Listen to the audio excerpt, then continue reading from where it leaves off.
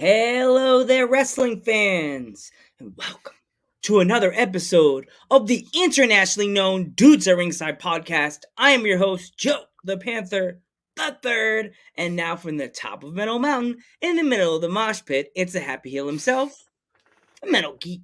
What's going on, Ringside Crew? What's going on, internationally known? What's going on, everybody? What's going on, Joe? How's it going today? I'm good. We're in the second week of Women's Wrestling Month. Oh my God, dude, that's so amazing! We got so many awesome women's wrestlers that are coming up, and we started off with. But Geek, are you ready to go on a journey? Yeah. Because you introduce the guest, Geekums? You can introduce them. You have the honors. Sure. Let's give a warm Dudes at Ringside welcome to Journey Beaker. Hey everyone! Thanks How's for it having going? me. No problem. And it's awesome. It's the second week of Women's Wrestling Month. Dudes at I Ringside. love Women's Wrestling Month. Year two. This is the second year we've done it. Awesome. I'm so happy me and Geek decided to do like different months. Like again, second year two with it. And I'm like, gotta represent the ladies. Have it in February. For sure. I will always, obviously, I'm a big proponent of women's wrestling. So to hear that, there's a whole month dedicated to it is super cool. Yeah. My friend's like, why February? I'm like, it's fun. Ladies like Valentine's Day. February is a beautiful month. Like, sweet month. Yeah. I'm not a big fan of February. It's a little cold for me, but I think, even if it is a little cold, we can highlight the good stuff that's happening to balance it out, Yeah. East Coast people be like, it's snowing still. Yeah. Exactly. It's snow outside. I can't leave my house. What's so good about February? Sorry, sweetie, I can't eat the steak and then light the candle with you. It's snowing. It's like 8 inches of snow out there. But actually, it's a good opportunity if you think about it to get views because great, what am I going to do What am I going to do outside now? Great. I could go and watch Dudes at Ringside podcast with our guest Journey. There you go. Exactly. Next snow day, I'm just gonna post this and say, it's perfect marketing right there. You already got it built in. Good to your sweetie that lives with you in your apartment and it's your girlfriend. If it's snowing up, get on the couch, cuddle in a blanket, make a bag of popcorn, and watch Journey in the Dudes. There you go. Find your new favorite wrestler. Yes. Yeah. So if our internationally known fans, Journey, are not familiar with you, and why would they not be? Introduce yourself. Yes, I am Journey Burke. I am the law of attraction, lawyer by day, wrestler by night. The lawyer by day is a shoot. I was trained at the Wrestle Factory, and of course I trained with Speedball Mike Bailey for a few months, which was awesome. And I'm just starting out, but I think 2023 is going to be a very exciting year for Journey Burke. So what was it like being trained by Speedball Mike Bailey? A little terrifying, number one. But he's so kind. He's so helpful. Just the things that I was able to pick up, even just watching him, not even necessarily him teaching us, just watching the way he does things and absorbing things through osmosis. It was just absolutely insane. And every time that I walked out of those classes, I just felt more energized and more excited about wrestling than I have ever had. So I can't say enough good things about Speedball, honestly. Awesome. So like you said, you were trained by Speedball. Like, you just that's amazing. Like that man right there. Has he so far since you were Legend. training with him? Have you like asked him about any of like his like stuff in the ring? Any little things yet? I don't really ask him about his like matches or anything like that. But the way that he teaches psychology is really cool and has been really helpful. So kind of how we structure our matches is very specific to the way Speedball does things. I mean, I think a lot of people have heard the basic structure of a match, but he throws his little twists in there just to make them, signature Speedball Mike Bailey matches. And those things I've found super helpful because psychology in the ring is still difficult for me, but every time you get in the ring, it's something new. So it's been nice to have the basic structure that he's laid out for us, and it kind of makes your match a little bit different than the next match on the card. So it's been those are I think the most helpful things that he's been able to shed some light on. Mm-hmm. So who right now is your dream opponent that you would love to wrestle for a Forbidden Door match? I think it has to be Thunder Rosa because she's my favorite wrestler in the whole wide world. And I think if we could do it anywhere, I'd like to do it in Baltimore because I'm from Maryland. So take her out of Texas and bring her to my home turf. Well, what would you say your favorite Thunder Rosa match is? It has to be the lights out match with Dr. Britt because that was really the turning point of when I decided to start wrestling training, because I saw that match and I was just like, a lot of other female wrestlers that I look up to, they saw, Sasha and Bailey, or they saw something with the Four Horsewomen. But for me, Thunder and Britt was like my Four Horsewomen type of moment. Because when I saw the lights out match, I was like, I didn't even know women's wrestling could be like this. And they just knocked it out of the park. And I'm never going to forget it. And they took it to another level in that match. I mean, I don't think was it like national TV between TBS, TNT, and USA have seen that much on their television network or anything like that in such a long time, since like the Attitude Era. So, which is crazy, and that match must have brought a lot of ratings for them as well. For sure. I mean, the fact that people are still talking about it over a year later, like, I think it's going to be one of those matches that a lot of people look back and say, this was a huge turning point for women's wrestling in particular. Because, like I said, I hadn't seen a lot of women, so I should preface all of this. I only started watching wrestling in 2020, so I'm still a pretty new wrestling fan. But I had never seen anything like it. Women's wrestling, just having women blading on television, like, it was so cool to me. And I was like, I have to try this. Like, I have to do this now.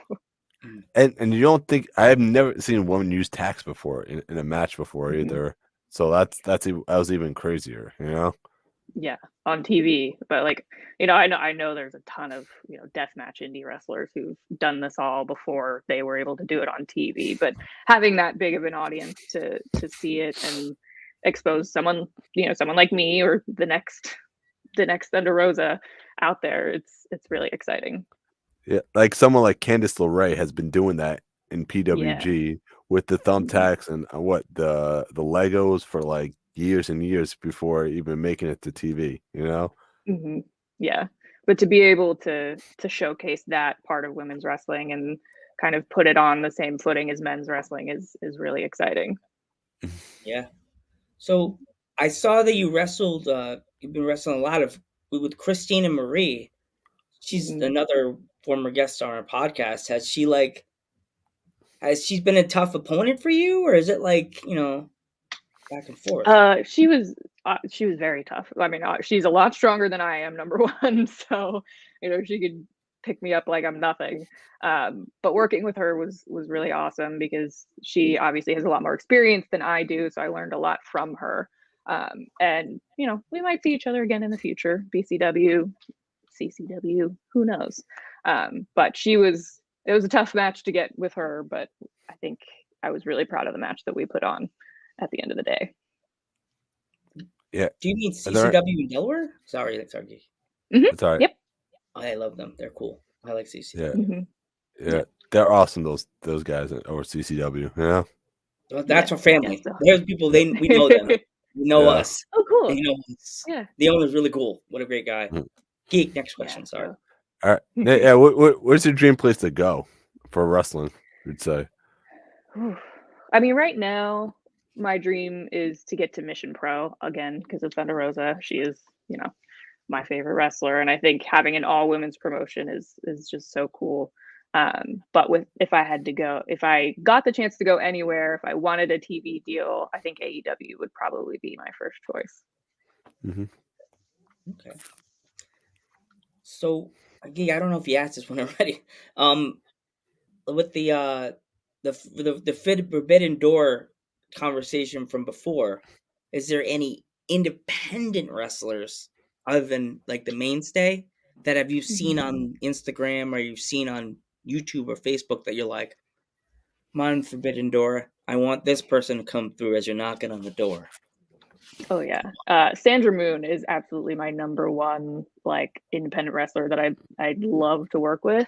I don't know her at all, but like I watch all of her matches. I watch all her stuff on Instagram. Like I think she is just an amazing wrestler, and her style is so much like the style that I'd like to be up against. To kind of, it's a little bit different from my style. I'm more of a striker. I'm more of a, I wouldn't call myself a high flyer, but doing lots of stuff off the ropes. So I think our styles could work together really, really interestingly. Didn't she just work PWG, or that am I thinking someone else? She may have. I'm not totally sure off the top of my head, but no. I think it was Dark. I'm sorry. She recently worked Dark. Yeah. So yeah. She's definitely been on Dark. But yeah, she's like, I just love her style, and I think that she's very unique in women's wrestling. So I'd love to go up against her if the chance ever comes, whether she's on the East Coast or I'm on the West Coast, whatever happens. I think she's a West Coast person. West Coast. Yeah, she is on the West Coast. Yeah. Yeah. Yeah. So what's your favorite food? Mac and cheese, number one, hands regular, down. Like anything in it, like regular mac and cheese, or like just whatever? Regular old mac and cheese. Like I have. Sometimes I get a little superstitious on stuff. So every time I have a big, like, important event going on, or like, I'm just preparing for something really important, the dinner that I have before that event is mac and cheese. Like I had mac and cheese before I took the bar. I had mac and cheese before I took like my LSATs when I was applying to law school. I think I even had mac and cheese before, like the night before my first match. So it was, mac and cheese is always there for me. Homemade or mac and like from the freezer box, like the. I do not discriminate against any kind of mac and cheese. So if I have the time to make it homemade, sure. But usually I do like the Annie's white cheddar mac and cheese. That one is top tier. Mm-hmm. Do you have any like stories of anybody that trained you like advice that they gave you? I mean, I've gotten a ton of advice, luckily, because everybody that I've trained with is so wonderful. But I think the biggest thing that I often get feedback on is just remembering to be confident in the ring. Because I am so new, it is difficult to get in there and kind of pretend like I'm this big personality or like I have all this experience when I really don't. But the people aren't paying to see me, be self-doubting. So just remembering that I can do all these things and being confident in what I'm able to do. I think those are the biggest advice that people have given me, and the most common advice that I get. And also just to slow down, remember that slow down in life generally, not necessarily in a match, but that too. And just remember that, we're taking little baby steps to where we want to get to. And as much as I'd like to be at the top of the indies right now, it takes time. Yeah. So, Mhm. what is the song that you play on your phone or your iPod? I'm going old school. Like, what is that song that you play when you're pumping yourself up before you hit that curtain, and Mhm. why? Oh, Crazy Train by Ozzy Osbourne. Has to Okay. be. Yeah. There's nothing like if I had any entrance song in the world I didn't matter what character I was, doesn't matter like who I'm facing, doesn't matter copyright, it would be Crazy Train. Because that song just gets me so pumped every single time. Yeah. Yeah. What are some of your favorite Ozzy Osbourne songs you'd say besides Crazy Train? Um, well, Ozzy Osbourne or Black Sabbath, I guess. Yeah. War Pigs is another one. It's a good one. I think I'd have to look. I don't know like the names of the song, but I think War Pigs and Crazy Train are probably my two favorite. I like the song. I like the song Paranoid. Mm-hmm. Paranoid's a Another good good one. song. Yeah. Yeah. Mm-hmm.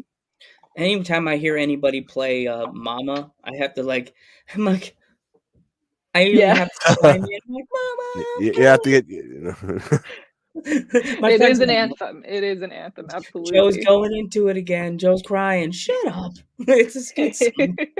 You gotta get your phones out, Joe, with the flashlights and All of then. a sudden, you see Yeah, Joe that's put how his they do phone it down, now. like the light on his phone in the middle of an aisle in the store. Joe, you're Mm-hmm. embarrassing me. Shut up, geek. Pull your phone It's out the there. cereal aisle, Joe. Middle of the cereal aisle. Old ladies are staring at me like, what's wrong with this They guy? just don't get it. They just don't get it. It's all See right. tears come out of my eyes. I'm just crying. Come in. No shame. I'm just No shame in crying. that at all.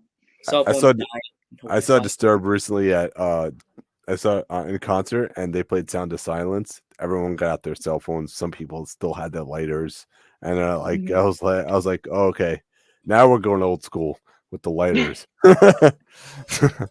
Yeah, Um, sounds about right at a Disturbed show. there's always Sounds one. like There's always one guy that has a lighter out. Always one guy. yeah. There's that one guy that doesn't have the cell phone. They just have like, I don't have a cell phone, but I have a lighter. I still have the lighter, the dick lighter.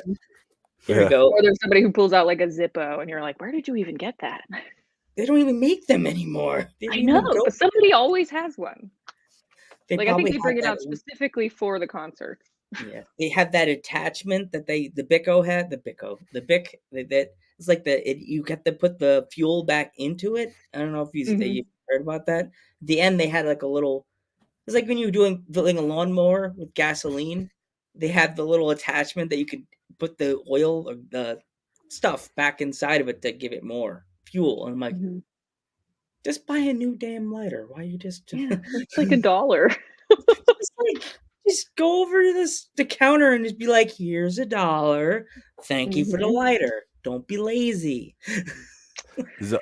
There's a, Yeah, you go also go to 7-Eleven and get those lights like light ups things. You know what I mean? yeah, They're like Flashy $1. very, things. Those yeah. flashy Very things that simple say solutions. Yes. you don't have a cell phone? Okay, just go to 7-Eleven and get those flashy light They things. sell them in the arena where you're at the concert. They may be like $30, but you may get a princess crown out of the deal or something because they make them at any style. Hmm. Joe's There you got a go. crown on. Yep. Yeah, love I'm a the one princess that'll find crown the at a glass. Disturbed show. I'll find the glasses, the shiny glasses. Oh yeah, those are fun. Those are fun. um, I think you already asked your question, right, Geek? Mhm. Are you watching anything currently on Netflix or on Hulu or anything? So I just finished Wednesday. I really enjoyed that. Yeah, it was so good. I don't watch a ton of other things on Netflix. I usually am literally just watching like indie wrestling. But I saw Wednesday because I love the Addams Family, so I was like, all right, I have to watch that one, and it was really, really good. You should watch 90s Show. It's good. Watch a few That episodes. yeah, I've seen a lot of clips from it, and I did like that '70s show when it was on, so I feel like I would like that '90s show. Yeah. Last of Us on HBO Max is good. Yeah, Yeah. I've never played the video games, but I'll see if we could check that one out I'm too. trying to get Joe to watch it too. I think we have HBO Max. I just have to ask my mom, but we've been watching. We started watching that 90s show when we got hooked. Yeah. Like I did for watching beginning of the pandemic. My mom and I actually cleared out the whole office and we watched Parks and Recreation, and we watched Another good one.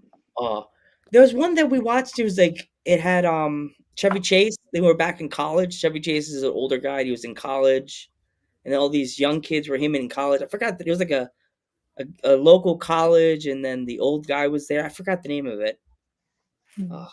It was a popular show around the time of The Office and Parks and Rec. I can't think of the name of it. Yeah. I mean, It'll the come British, to you. the British version of The Office. A lot of people love the British version of The Office. I mean, they say it's funny. That's why it got so popular in America. Dry humor, journey. That one, even my dad's like, "Nah, I can't." Yeah, it did take me a while. Yeah, go ahead. They probably think that about the American version. They're like, yeah, really? Yeah, probably. And it's funny because my parents love Ghost, the show on CBS. My parents love Ghost, and they went to watch the one on Netflix, and my dad's like, "It's like The Office. So dark. What the hell is this?" It's like, Dad, you can't go to England. You can't understand them, and you'll yell at them because you think they're being too dark.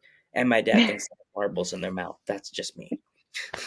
Yeah, it did take me a while to get into the American Office, just because like the first season, I was like, I don't know how I feel about this, but everybody loved it, so I'll try to watch it. But I did end up finishing it and loved it.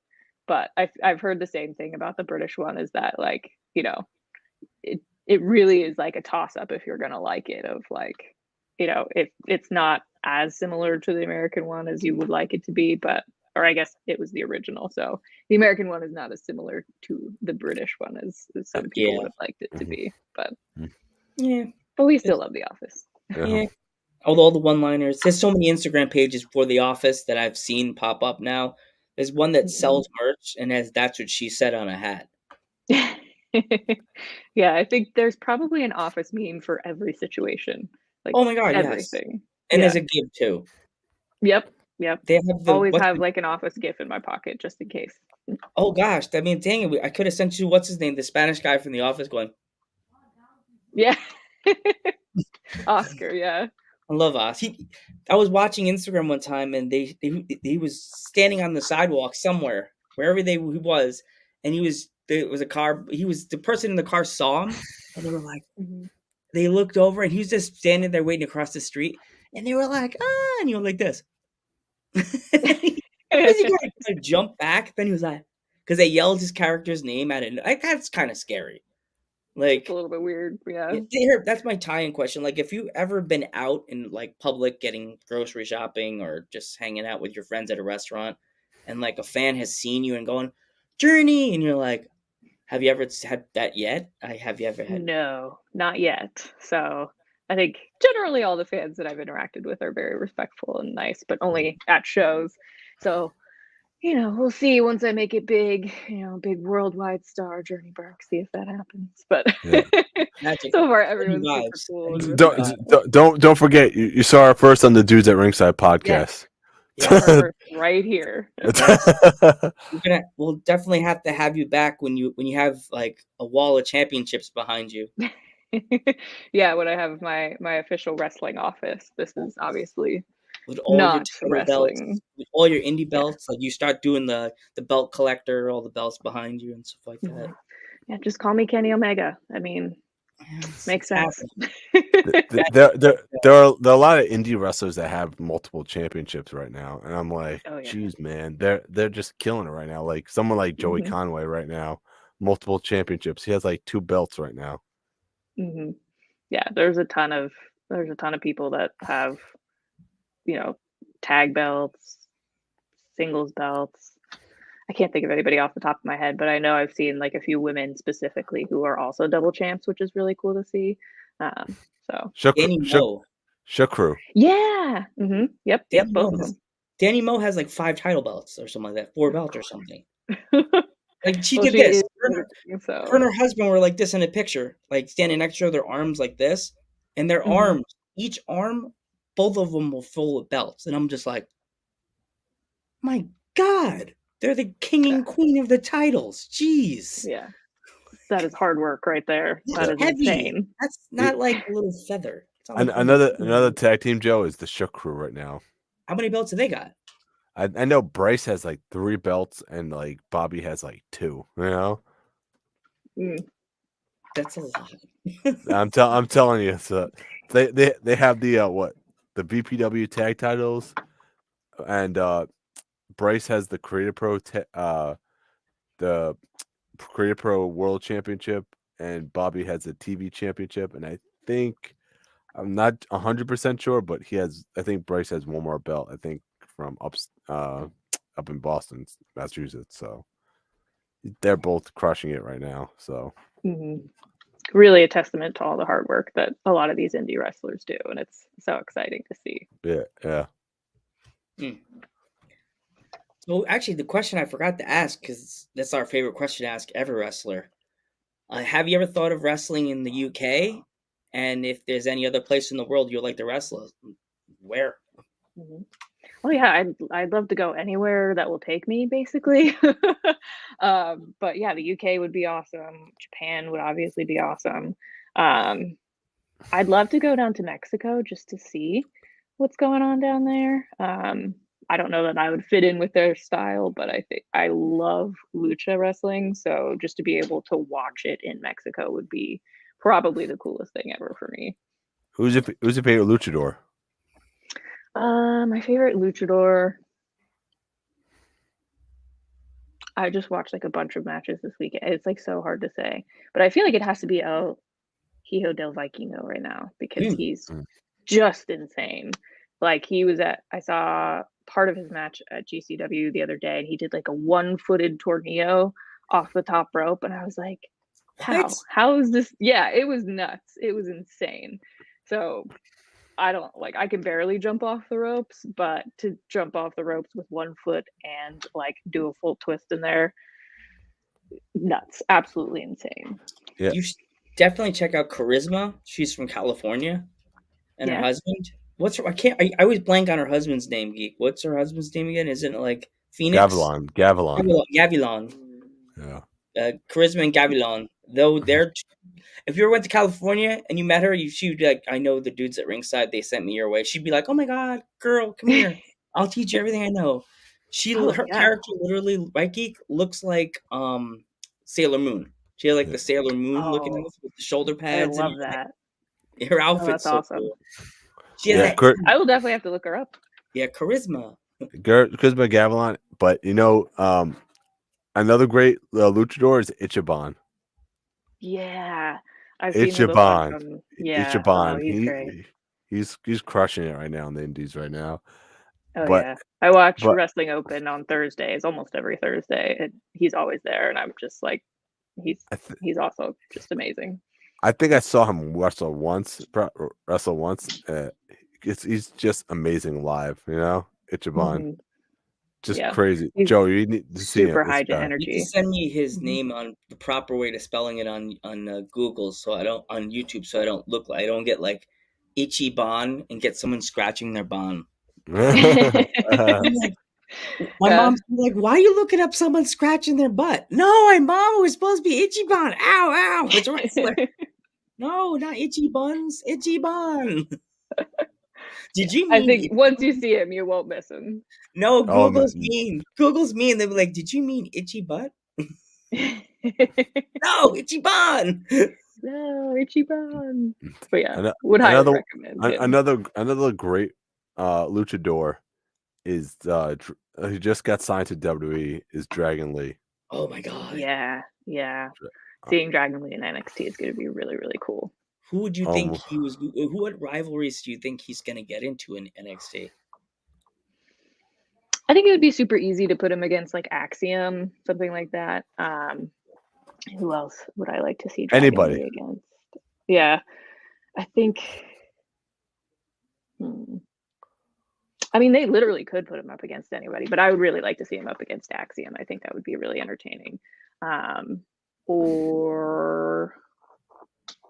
Honestly, I enjoy watching Grayson Waller work, so maybe Grayson Waller too.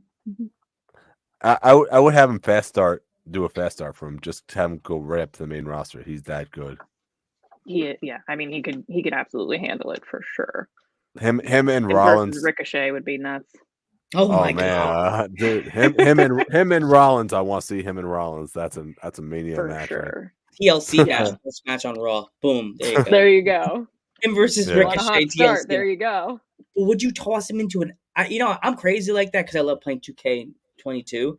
I would start him off. I would toss him like as a mystery person, third person in a United States TLC match. That would be so much fun. Just they'll be like, "Who is this mystery person?" And they're all in the ring, and then his music, whatever music they give him, and everybody says the real fans are like, "Oh my god, it's Dragon Lee!" Like, Mhm. And Yeah. another great match would be, and this is kind of a clash of the styles. Dragon Lee versus Nakamura would be a lot of fun. They could definitely work each other for sure. Yeah. I think Nakamura could probably work anybody, let's be honest. So any match he's in is going to be a good match. Yeah. What about? I know it sounds kind of simple and sure thing, but what about Muda just popping into WWE and taking on like a Dragon Lee?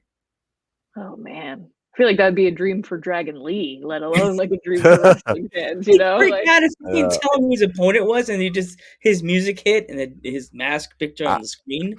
Joe, I don't think that's out of the realm of possibility because the Rumble's coming up. So Imagine, oh my god, imagine he comes into the Rumble. Oh my, remember next Saturday's the Royal Rumble. So what is going through your mind, guys? Like, I mean, Muda had his last match what was it this morning? I think it was yesterday. Yesterday was the last match.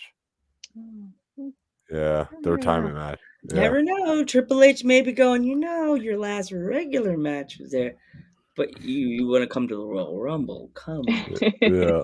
Here's your pop milk would and just be cookies. nuts. Come to the dark side. Yeah. Yeah. Oh man. These cookies are fresh from the oven. Smell? Hey, if anybody could do it, it would be Muda. Triple H to convince Muda to go over there. Yeah. The people in his ear, don't go. Vince McMahon's trying to sell the company. Blah blah blah. Blah blah. Now, the thing is, Triple H can convince anyone because he's gotten so many people to come back to WWE that can't stand Vince McMahon at all. There are multiple people, and just I think Triple H can convince anyone out of anything. But there's one thing he did not convince. He did not convince the Elite to come to WWE. That's true. Yeah. And which I'm fine with. Yeah. And the thing is, though, he did say that the Elite did say, "Damn, they were so convincing too." I think Triple H wasn't trying to get the Elite. I don't think he was. I think he saw that they had their own thing going on over there in AEW, and he's like, "Let them have fun." No, this was before. This was before.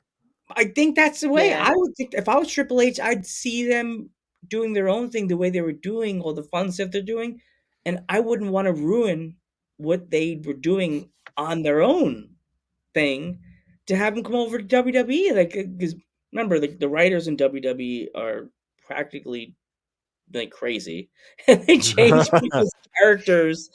Bray Wyatt, he was a scary guy in the middle of the woods in Louisiana and became a Sesame Street character overnight. What the hell? That was him. That was him, though. I know, but still, I would be furious because I love. He wrote that. He wrote that. Bray Wyatt wrote. But during I do love Bray Wyatt Firefly Funhouse. I think I just kind of got sad because I had the beard going. I wore my fedora, the blue and black flannel shirt with the tank top at the show. My friend went with me, and the kids were like, "Are you part of the show?" I was sitting in the front row. I literally had Braun Strowman in front of me, standing there to the back way in Allentown, PA, and I said, "My big brother, you're here to say hi to me, aren't you, big brother?" And they both turned around and were just staring. And I felt like I was about to die. Braun Strowman was like a big oak tree in front of me. He turned around and the light just disappeared. I was just like, everything in my body. And they always say when you die, everything releases. I think I farted. It was the closest to a near-death experience. I Just felt looking at Braun Strowman. I was just looking. He was just looking. He didn't even kneel down and got in my face. He just looked down at me like this. Mm-hmm. Oh man, He he would be an intimidating guy. He just said, "What did you say?" And I was like, "Well, we're friends, right?" I felt the sweat. My friend's like, "I could see you, the back of your side of you like this." Am I gonna die? And he's like, I sensed I was gonna run over, but I was scared that I was gonna get killed by security. This is like a house show. Fair. Yeah. But still, Bray Wyatt's boys were, and this is when what's his name was still alive. He was right in front of. He was here. The other guy was here. They were just looking at me like this. Mm-hmm. They were all like, they all did the thing to me because I looked like Bray because I don't have long hair, but I had like beard, the shirt. I had a belt around my waist and everything. He was like, they were all like,